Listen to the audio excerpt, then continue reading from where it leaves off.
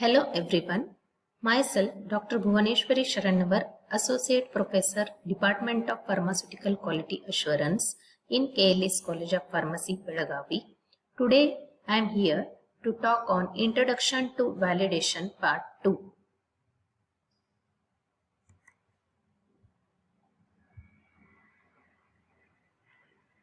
At the end of this class, you will be able to know types of validation, organization of validation, and documentation of validation. So to start with types of validation, the field of validation is divided into a number of subsections which includes the process validation, cleaning validation, analytical method validation, computer system validation, etc. There are 4 types of the process validation also. They are prospective validation, retrospective validation, concurrent validation, and finally revalidation. First one is the process validation. It is defined as establishing documented evidence which provides a high degree of assurance that a specific process will consistently produce a product meeting its predetermined specifications and quality attributes. It is the collection of data from the process design stage throughout the production which establishes the scientific evidences that a process is capable of consistently delivering a quality products according to the specifications. The process validation activity is having following stages. Stage 1 is the process validation. Stage 2 is the process qualification. Stage 3 is the continued process verification. Next is the types of process validation. They are prospective validation, retrospective validation, concurrent validation, and revalidation. First one is the prospective validation. It is also called as pre-market validation. So it is the documented evidence prior to the process which is implemented that a system does what it is proposed to do based on a pre-planned protocols.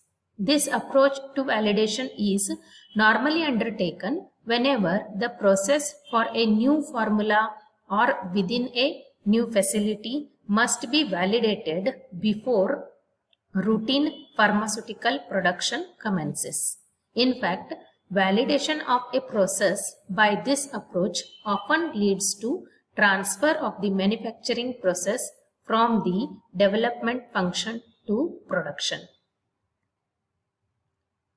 Second one is the retrospective validation.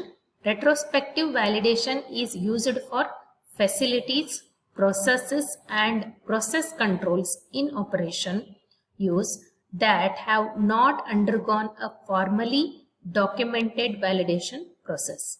Validation of these facilities, processes, and process controls is possible using the historical data to provide the necessary documentary evidence that the process is doing what it is believed to do.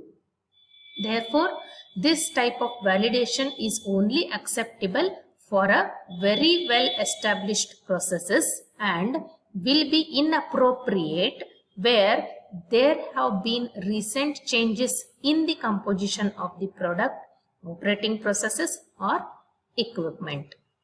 This approach is rarely being used today because it is very unlikely that any existing product has not been subjected to the prospective validation process.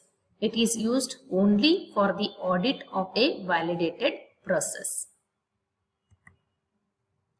Next is the concurrent validation. Concurrent validation is used for establishing a documented evidence that a facility and processes do what they purport to do based on information generated during actual imputation of the process.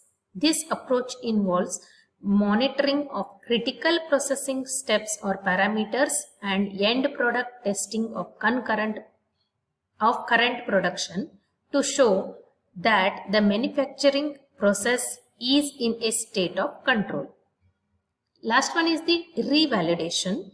As name suggests, revalidation meaning repeating the original validation effort or any part of it, and includes investigative review of existing performance data.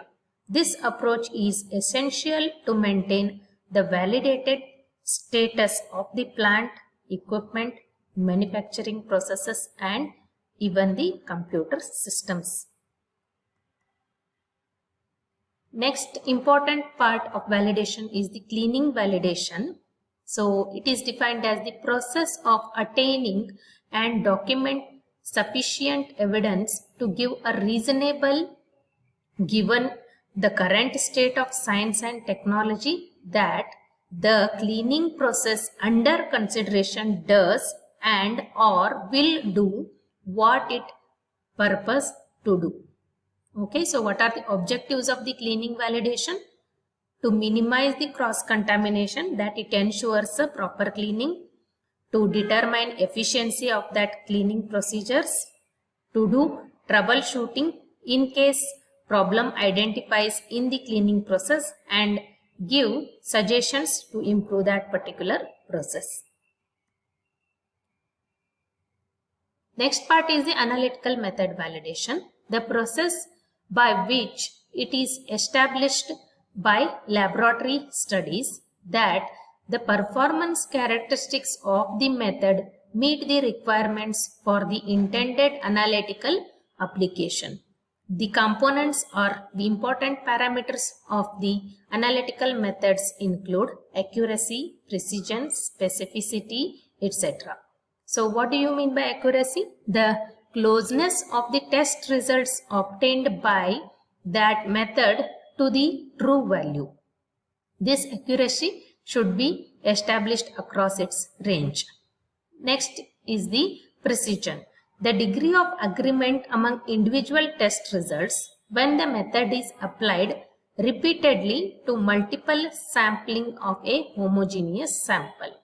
Next one is the specificity, the ability to assess unequivocally the analyte in the process of components that may be expected to be present, such as impurities, degradation products, and matrix components. Next we will see organization for validation, that is, who all are involved in performing validation. Validation activity is not the responsibility of any one single department in an organization. It is the team effort. The team member may be taken from research and development. Any one person who has a basic understanding of validation and capability and maturity of a manager should head this team. A clear communication system should be developed amongst the team member and the other members of the organization.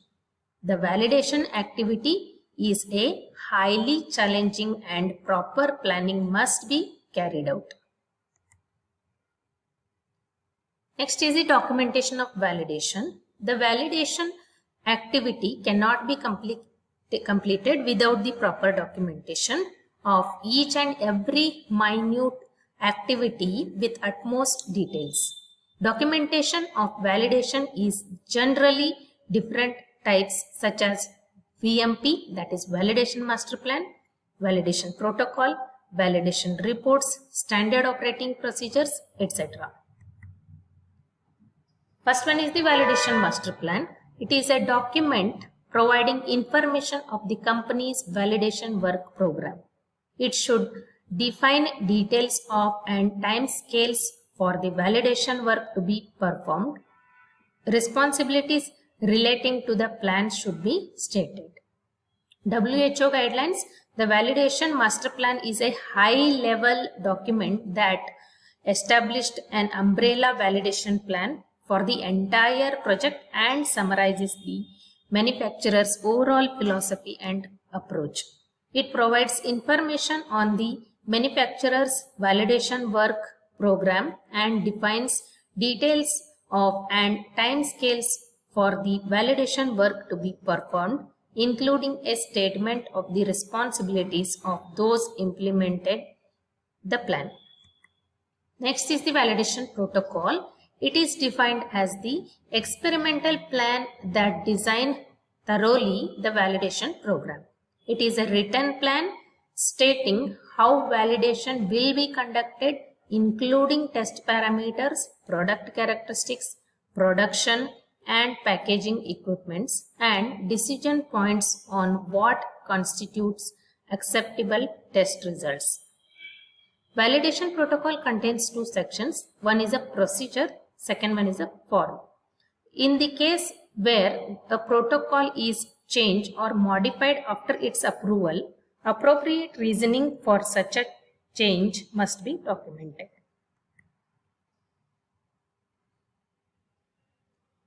Next is the validation reports. A written report should be available after completion of the validation. If found acceptable, it should be approved and authorized, that is signed with date.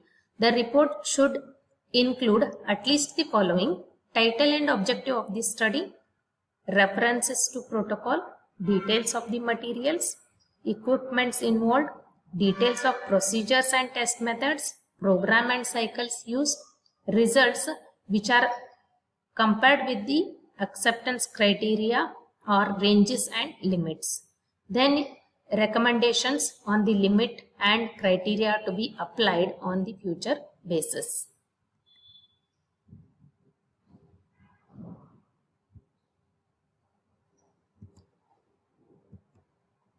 So,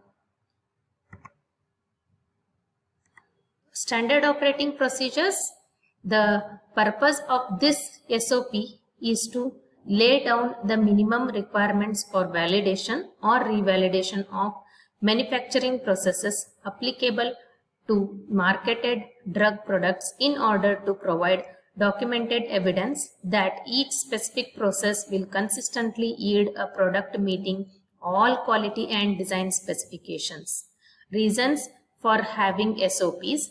SOPs will provide people with all the safety, health, environmental and operational information. They ensure that the processes continue uninterrupted and completed on a prescribed schedule and maintain a quality control of processes and products. So next is the conclusion. Validation is one of the important steps in achieving and maintaining the quality of the final product. If each step of the production process is validated, we can assure that the final product is of the best quality. Finally, it can be concluded that the process validation is a key element in the quality assurance of a pharmaceutical product, as the end product testing is not sufficient to assure the quality of the finished product. So, with this, we have come to the end of the topic. These are the references. Thank you.